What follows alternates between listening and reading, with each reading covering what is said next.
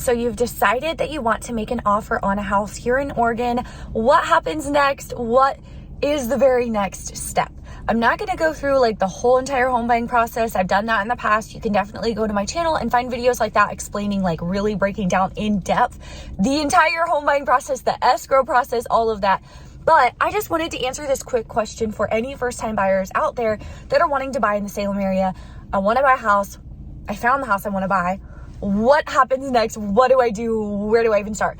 But first, if you're new here, welcome. My name's Mariah, and I'm a real estate agent in the beautiful state of Oregon. My husband, Spencer, and I run a top-producing husband and wife real estate team here in Oregon.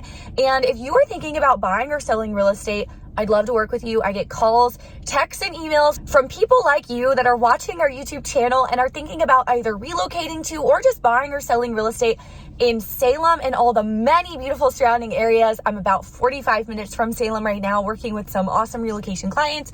If that's you, if you'd like to work with us, feel free to reach out. That's the first step, is shoot me an email and we will get a Zoom call or a phone call on the schedule and talk about the next steps. My email is in the description. Okay, so you want to make an offer. What happens next? So when you decide that you're wanting to make an offer on a property that maybe we've just looked at, for example, I, as your real estate agent, am going to call the listing agent and I'm going to get as much information as I possibly can. I'm going to find out for you, are there any other offers on the property? Have there been any other offers? Because those are determining factors, like how motivated the seller is, how much they might be willing to negotiate. Now, the seller is not legally allowed to tell me as the buyer's agent or you as the buyer.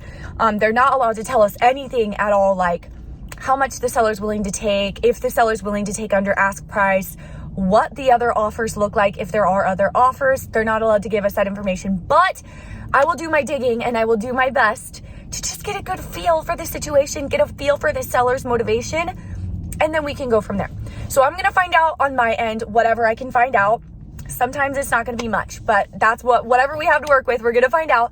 And then you guys will need to determine, you as the buyer will need to determine what you're wanting to offer on the home.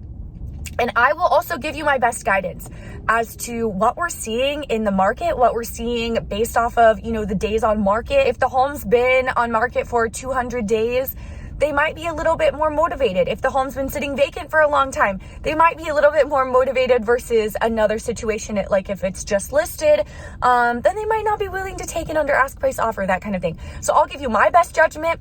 However, at the end of the day, it is up to you what you want to offer. We will write up whatever it is you're wanting to offer on the home. That is up to you. But I can give you my best advice just based off of what we are seeing, because I can say that market to market, what we're seeing as far as offers go is it can vary very drastically. For example, there's been many markets in the past where it would be a complete waste of your time as a buyer to write an offer under ask price. It would get laughed at and there's no way it would get accepted because all the offers getting accepted were like way over ask price, super competitive, that kind of thing. It's thankfully not that kind of market right now, thankfully for you as the buyers. However, every house is a little bit different, and I'm just gonna give you my best professional advice. But then at the end of the day, it's up to you what you want to offer on the home. So we're going to determine the ask price you're wanting to offer, as well as all the other terms on the offer. There's a handful of things we can do and write in the offer to make it a stronger offer besides just raising the ask price. There's other things we can do. And we can talk about that if you want. Let me know. We can discuss that. We're going to talk about the offer. I'm going to send you a handful of questions for you to get back to me with the answers when you can. Basically just questions I need to have the answer to in order to write this offer up for you guys. And once you've determined that you want to make an offer on a home, we can generally move pretty quickly. We write offers up no matter where we are, no matter what we're doing. If we're out of town, if we're on vacation, if we are busy, we're still writing up offers. So you're never bothering us as our clients. We are happy to do it. We love to do it. We choose, this profession, and we're always happy to help you.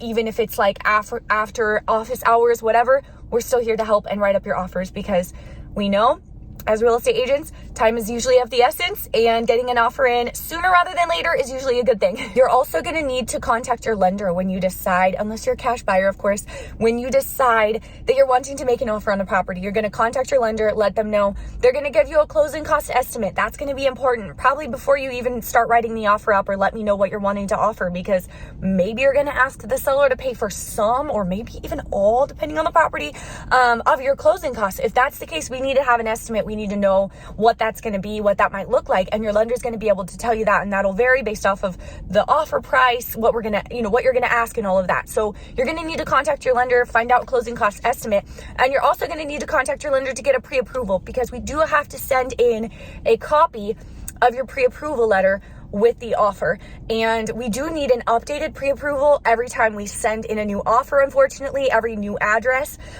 your lender will understand when we ask for this. However, we can't, like, say you have a pre-approval letter for $500,000 and we're going to make an offer on a house that's $485,000.